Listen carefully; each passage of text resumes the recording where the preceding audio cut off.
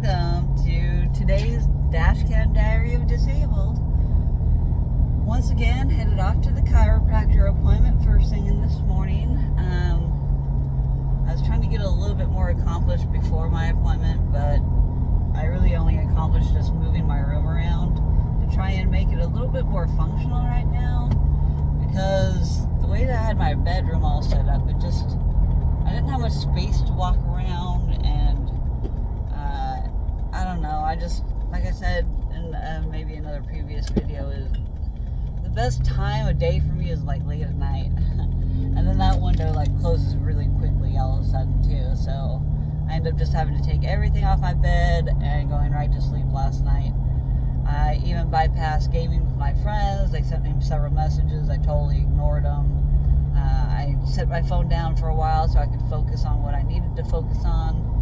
And then I ended up having a phone call with my cousin in Central Oregon, and that took up like 3 hours. We ate dinner together on the phone, and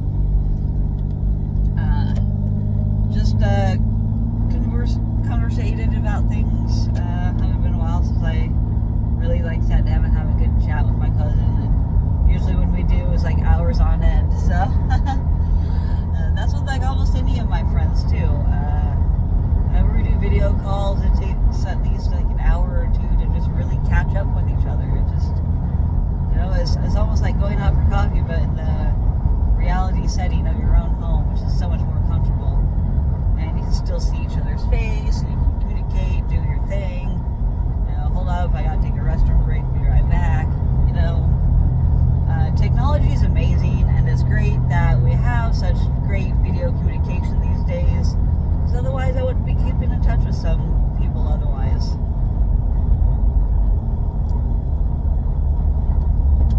So I absolutely love social media for the fact that I can get a hold of people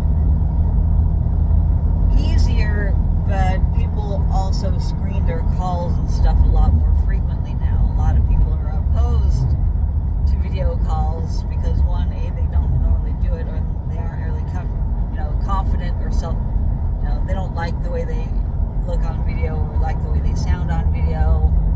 Whatever the case may be, there's a lot of insecurities that come along with trying to do video chats with people. There's multiples of reasons that I probably not even have mentioned that makes some people uncomfortable with chatting on video. Me, it's very therapeutic for me to be able to talk to a video, and then every once in a while, if I end up posting it, I get a comment on it. Thank you so much again, Perky Poke. I messed up your name in my other video. Your name is Perky Poke, my Canadian friend. Spineless is a new regular commenter that's made a comment a couple times. DK, thank you so much for the support and the monetary support through my Cash App. I really appreciate it. I was able to get $20 in gas this morning now, so that gave me about a quarter of a tank so I can get to and from today's appointment. And I have one more trip I need to make into town today, but I'm going to try and make the best of it and stay out as long as possible today to get everything accomplished before I have to come home, get dressed, and then go back again. I have quite the busy day today. I'm stopping by my storage unit. I'm stopping by my trailer. I'm trying to locate my camera because I need to get a current photo of my mom and dad. They don't, all the photos out of all the years that my mom went through over 2 days span time period. She even helped me get all the addresses, which I had fully intended to do, but due to all my pain and just all my symptoms this week, I've been incapacitated. I have not been able to function at all until basically yesterday after I took a nap. My energy comes in spurts. The medication has a lot to do with it. Being able to take my medication, it really helps calm my nervous system down. It helps kind of calm down my immune system too, because my own immune system is overreactive. So if my immune system gets really hyper, my immune system triggers my nervous system to go misfire helps it is a benzodiazepine. It's the only thing that helps that neuropathy of mine. I have taken gabapentin, which is another medication that doctors like to prescribe off-label from reckless leg syndrome to just like neuropathy type pain. But according to somebody, and I haven't fact checked this myself, so take this with a grain of salt as well from what I say. Gabapentin has a black box warning for permanent, irreversible side effects that can happen from taking that medication long term. Another name for that word is called Neurontin. Neurontin and gabapentin are the same medication. One is just the generic name, and the other one's the regular name. Neurontin, gabapentin, same medication. And they have just now, I guess, like I said, this is what I haven't fact checked yet, that now they have changed the classification drug of gabapentin to a narcotic scheduled 2, I think it is. Again, my dyslexia, I know what I'm talking about, but it's also, it could be skewed because I mix up my information quite regularly. Unless I'm looking at it visually in front of me, I do tend to mix it up with my dyslexia and the way my mind like scrambles things up. It's like comes in one way, it scrambles up like scrambled eggs, and then I had to interpret the scrambled eggs, and then repeat back what I think they understand. I understand from what they tell me and comprehend. A lot of the times, my different verbiage confuses the heck out of other people because I use different terminology for things. And so, I've also been taught by a narcissist mother, I have to say the word correctly, or the right word, or I'm just wrong. And then I'm just like, wrong. And then it really messes with my self-confidence. Like, okay, so I'm wrong about everything in life. Got it. Thanks, Mom. But she can't help herself as part of who she is. I accept that. Sometimes I have to just let that go. I'll say one word, and then she will correct me with that word. And that's one of my major triggers because of the PTSD I sustained from the harassment from my coworkers for years. If I'm wrong, I'm wrong, but if I'm constantly told that I'm wrong about everything that I think I understand in life, it really like messes with my head. Like, what is going on here? This is what I understand it to be, and what it means to me when somebody uses that terminology or word. But my mom is so rigid in her definitions of terminology and words that I'm just wrong.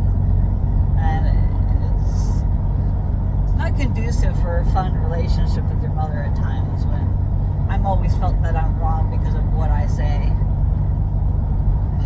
It's going to be a complex one almost my entire life because I'm like, well, what is the point of even arguing with somebody that they're just not even going to pay attention to what I have to say? Why do I even waste my breath? And so then my silence just makes that other person feel like they've won the fight or argument or whatever it may be. And whatever makes them happy in life, whatever. But they don't have to tear others down to make them feel better about themselves with their, I'm right, you're wrong.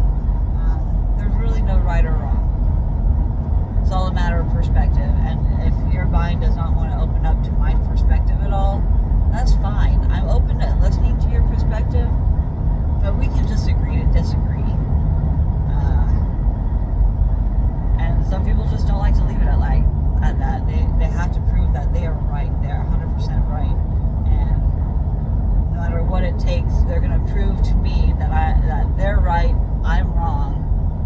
And why even waste my breath? Just seriously, why even waste my breath in arguing with somebody that's dead set and never changing their mind?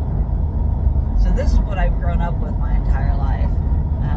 Lack of communication because I don't comprehend things the same way my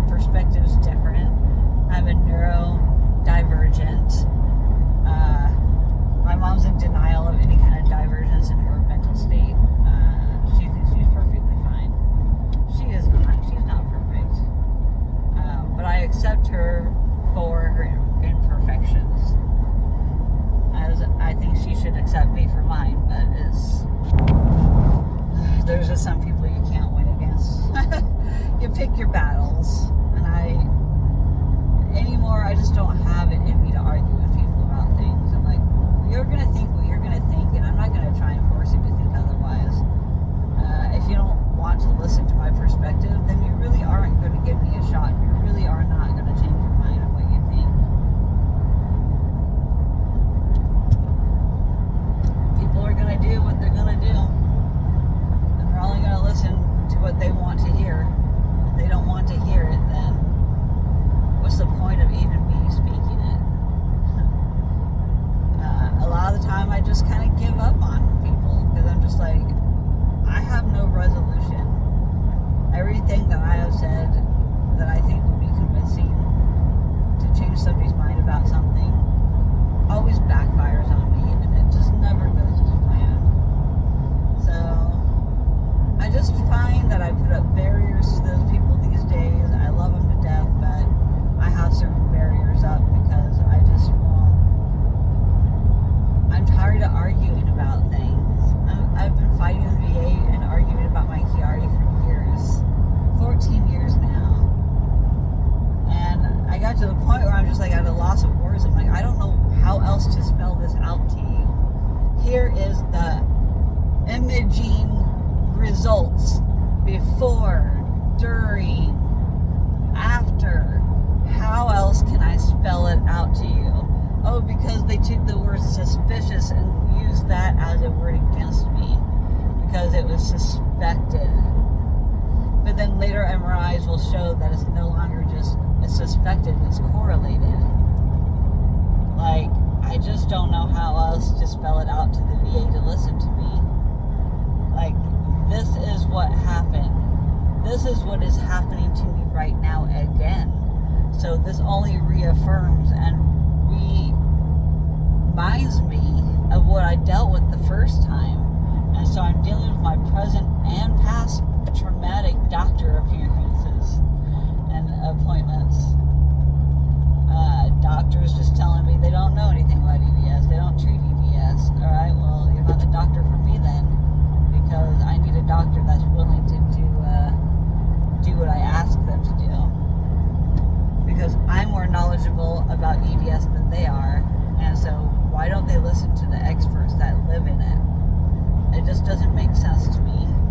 Why don't they listen to the people experiencing the problems? That's why I thought I might have a better chance at a research university hospital. I am so glad to announce that I am now going to be participating with Stanford University in a pain management study. I gained to earn like $120 up to that point for a 3 months study about pain management and my pain symptoms. How does pain affect my life? This is the third research study. The first two, one was with strictly the VA, then the other one was with OHSU and VA. Now this was with Stanford University. And then I'm also working with Novartis Pharmaceuticals about my hives.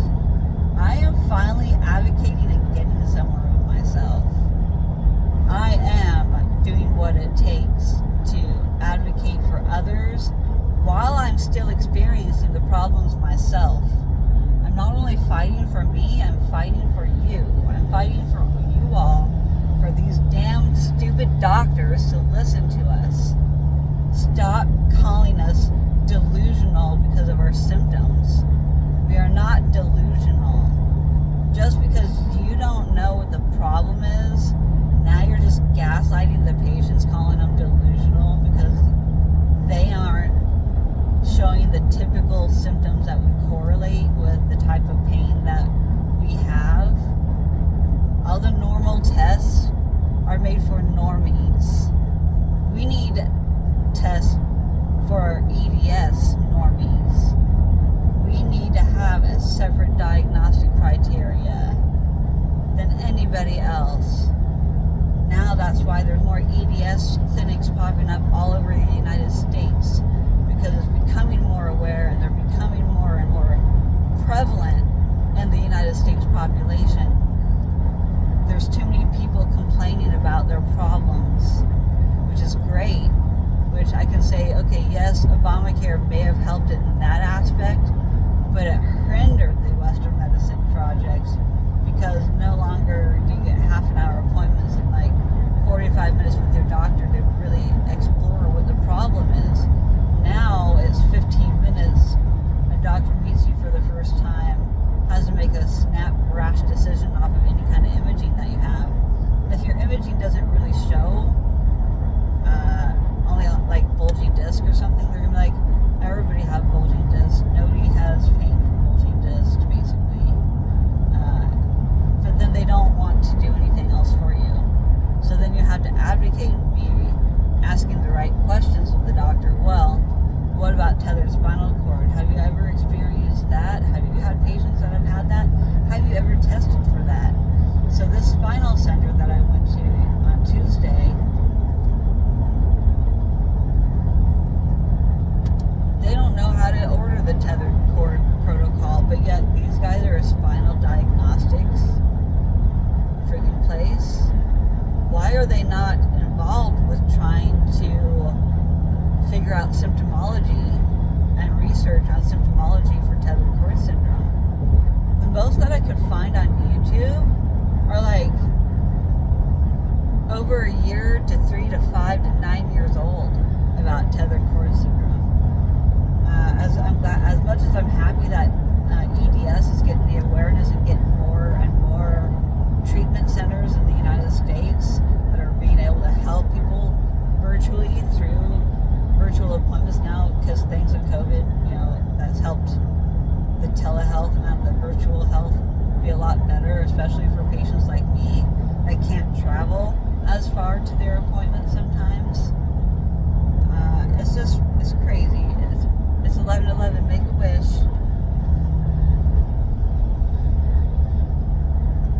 I hope y'all know what my wish would be for, but really it's more just for compassionate treatment of everyone and all. I hope that everybody has a fantastic Friday. I know I'm going to go meet up with some friends tonight and see Cherry Pop and Daddy's at a local small venue in Salem. I'm freaking super excited. I didn't see them when they were big in the 90s. I like that retro, swing music type stuff, big band music. I'm excited to see them tonight. I'm gonna wear one of my kind of retro dresses to fit in. I don't know how I'm gonna do my hair. Of course, I'm gonna do the right lipstick. I'm gonna try and get some lashes on me for later. It's gonna be a good time tonight. My pain is somewhat manageable today, but I'm on my way to the Chiro, so it's going to make things even better.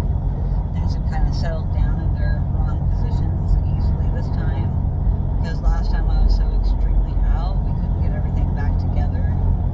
This time, I have a feeling we're going to get the movement we need. Because now that I got my anxiety meds in me, I don't feel the inflammation.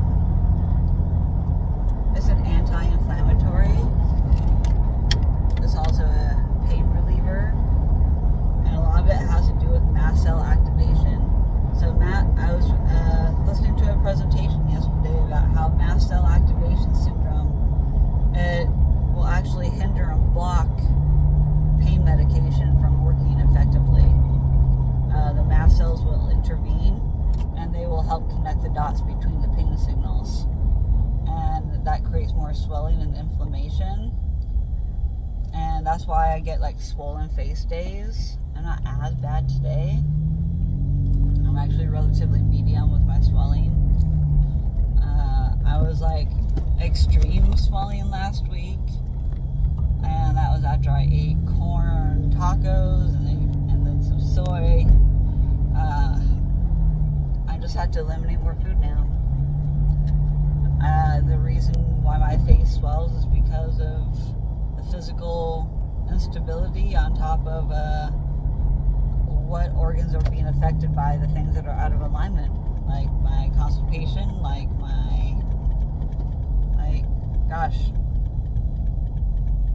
everything's affected with mast cells. and the inflammation in my gut right now is bad. So I decided to eat something in the middle of the night because I had the munchies. And now I'm paying for it in my stomach pain today. But I think I'm pretty confident that we're going to get things moving in the right direction with my alignment today with my chiropractic. I'm already 5 minutes late, so I'm 25 minutes into my adjustment already. I'm seriously within like 3-minute drive from them. Oh my goodness. So at least I'm in not as much pain as I was before. That's all I gotta say, is that pain was excruciating. That pain I was crying a lot for. Let's just hope that today's adjustment realigns me, doesn't create too much inflammation, that will pull everything back out of place. Like, it's pretty messed up, man. It's messed up that I have to take benzodiazepines in order to stabilize my mast cells and to stabilize my immune system some. And for it to help. So it helps with mast cells, it helps with pain, and it helps with my anxiety and making me cool and collected and focused for the day. It does so many good things for my nervous system, my immune system. But again, it's another medication that you should not be on long term, because your body tends to rely upon it, and that's not good. You don't want your body to rely on these medications. Like, I haven't even taken a pain medication yet today because I'm trying. For one, I've only got 2 or 3 left, and I'm not due for like another refill until next week. I mean, this is just the reality of it is. My doctor only gave me enough for 2 a day, and I've been taking 3 a day because I couldn't handle the pain. What does a person do? I mean, my prescription says 1 pill 3 times a day, but yet he only gives me 2 a day. So I'm taking 3 a day as per my prescription bottle instructions. I'm going to run out a week early if I take it 3 times a day. So he needs to figure out how to write his prescriptions better, for one. And 2, I'm about to see a different doctor for it. I have to call and schedule. And I hope I can get into that doctor next week and see what he says with my pain medication. He's going to have me sign a pain contract, and we're going to see how far I can get on 5 milligram oxys until my body decides to get dependent on it within a month, I'm sure.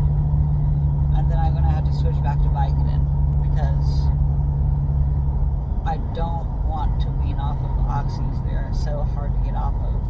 Real talk. I may put a trigger warning at the top of this because it's kind of a touchy subject for a lot of people. Pain medication is no joke. Benzodiazepines are no joke.